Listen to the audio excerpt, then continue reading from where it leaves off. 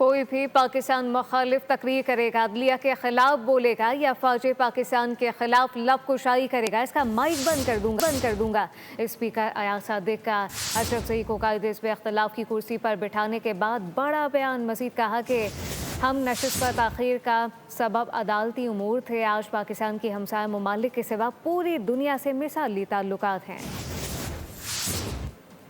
ये भी कर दो, कोई भी एंटी पाकिस्तान गुफ्तगू करेगा नेशनल असेंबली ऑफ पाकिस्तान में, मैं नहीं करने दूंगा। कोई भी जुडिशरी के हमारे जजेस के कैरेक्टर के ऊपर बात करेगा, मैं नहीं इजाजत दूंगा। कोई भी अफवाज पाकिस्तान के खिलाफ बात करेगा, मैं नहीं कर दूँ, बिकॉज ये चीजें कॉन्स्टिट्यूशन में है, ये मेरी जिम्मेदारी है। महमूद खान हो या कोई हो, मेरे लिए तो एक वो मेंबर है जब तक वो इलेक्टेड मेंबर है। कहीं लिखा हुआ नहीं है कि जब लीडर ऑफ द ऑपोजिशन उठे तो उसको फ्लोर मिलना चाहिए। अगर वो ठीक बात करेंगे फ्लोर मिलता रहेगा। ये रवायत है, ना कॉन्स्टिट्यूशन में ना रूल्स में।